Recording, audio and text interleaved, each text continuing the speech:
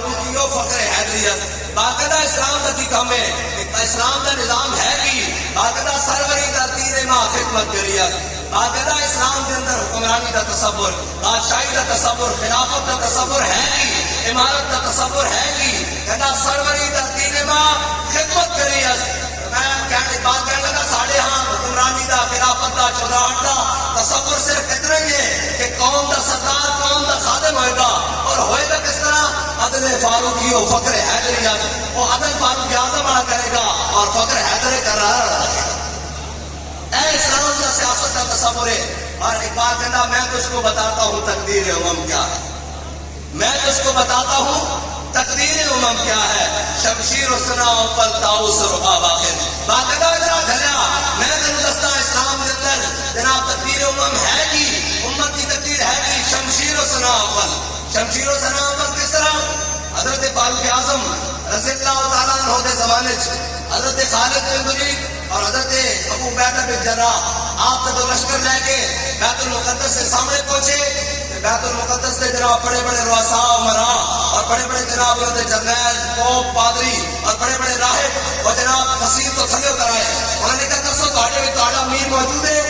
تہاڈا امیر ہے انہوں نے کہا جی ساڈا امیر کا مدینے وچ ہے امیر المومنین عمر ابن خطاب انہوں نے کہا اسی تہاڈے نال لڑنا نہیں چاہتے نہ تہاڈے نال جنگ کرنا چاہتے ہیں اے شہر کی چابیاں تو ہم دیں گے لیکن شرط ہے کہ آپ نے امیر کو لے کے آؤ حضرت ابو عبیدہ بن جراح نے خط دیتا اور میں امیر المومنین اسی بیت المقدس کی فتح واسطے بیت المقدس کی فصیل دیواراں دے سامنے پہنچ چکے ہیں لیکن وہ ساڈے نال لڑنا چاہتے ہیں اور جناب نہ ساڈے نال صلح کرنا چاہتے ہیں امیر المومنین تسی تشریف لے کے آؤ وہ کہنے ہیں اسی تہاڈے امیر کے حوالے شہر کی چابیاں کریں گے حضرت فاروق اعظم بیت المال وچ گئے ایک سواری نہیں اور ایک نال اپنا خادم لیا اور بیت المقدس کی طرف چل پے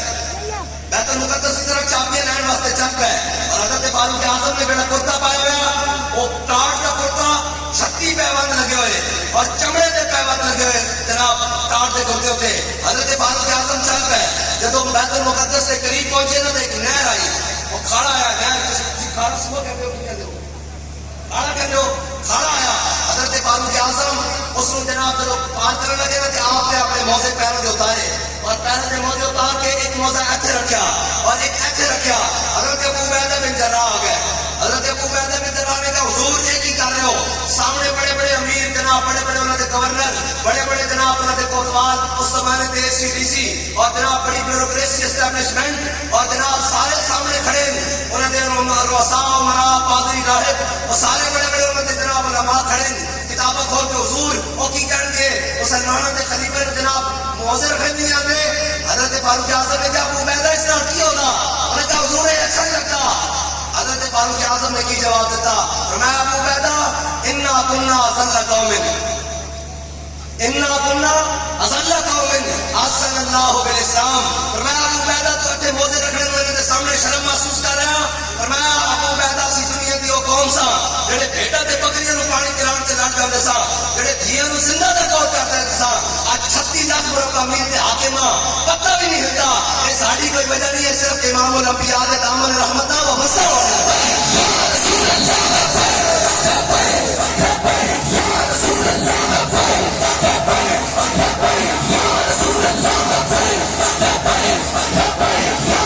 انا كنا اذل قوم احسن اللہ بالاسلام فرمایا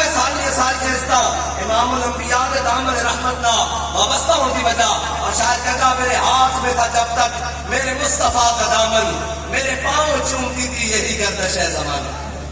ہاں جب تک حضور کا دامن رحمت رہا ادو تک جناب 8 تلوار چپ کے بدل دے بھی گئے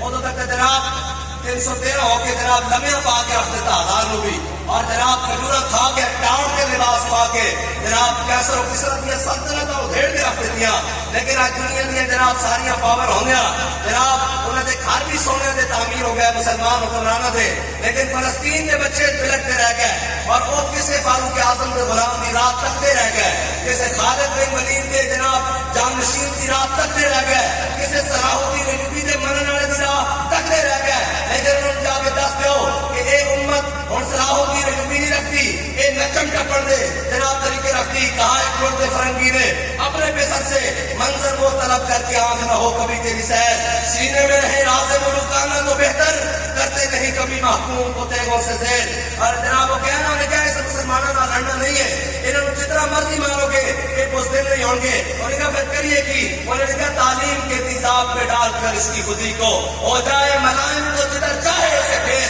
اس نے کہا اس کو تعلیم اور اس کو جناب ایسے مفکر اور دانشوروں کے ہاتھ میں امت دے دو تاکہ وہ کہیں کہ جناب ایسے ہو جائے تو ایسے ہو جائے گا، ایسے ہوگا تو ہمارے پاس قوت نہیں ہے، ہمارے پاس جناب طاقت نہیں ہے، ہم کیسے لڑ سکتے ہیں۔ اس نے ایک بات کہنے لگا ان کو نہیں بتانا کہ قبضے میں بھی یہ تلوار آ جائے تو مومن یا خالد جانباز ہے یا حیدر کر رہا ہے۔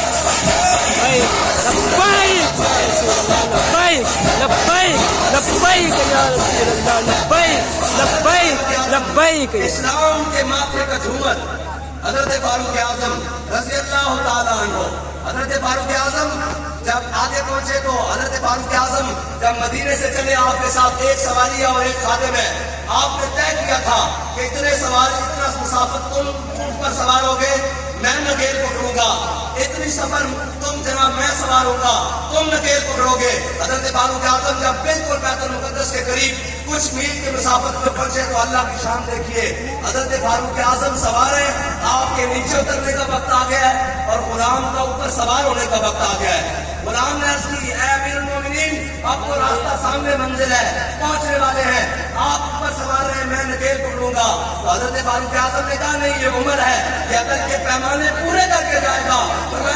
اب میں نیچے آتا ہوں تو سوار ہو جا۔ آپ نے جب نکیل پکڑی اور جناب بیت المقدس کے دروازے کے سامنے گئے نا تو وہ بڑے بڑے ان کے جناب لوگ کھڑے تھے، سارے اپنی اپنی کتابیں کھول کر انہوں نے پوچھا باقیوں سے جو جتنے بھی مجاہدین کھڑے تھے، جتنے بھی جناب مسلمان فوج کے سپہ سالار کھڑے تھے، انہوں نے کہا یہ بتاؤ کہ جو اوپر سوار ہے وہ تمہارا امیر المومنین ہے یا جو نکیل پکڑ کے آ رہا ہے وہ تمہارا امیر المومنین ہے؟ انہوں نے کہا جی جس نے نکیل پکڑی ہے اس کو فاروق اعظم کہتے ہیں، اس کو عمر ابن خطاب کہتے ہیں۔ انہوں نے چابیاں ان کے حوالے کرتے ہوئے کہا یہ ہم نے اپنی کتابوں میں لکھا ہوا پڑھا ہے کہ نبی آخر الزمان کا ایک ایسا غلام بیت المقدس کو فتح کرنے کے لیے آئے گا جو خود تو پیدل ہوگا سواری پہ غلام آئے گا۔ شاعر کہتا ہے دیکھیے کس شان سے امت کا امام آتا ہے، دیکھیے کس شان سے امت کا امام آتا ہے، خود تو پیدل ہے سواری پہ غلام آتا ہے۔ زندہ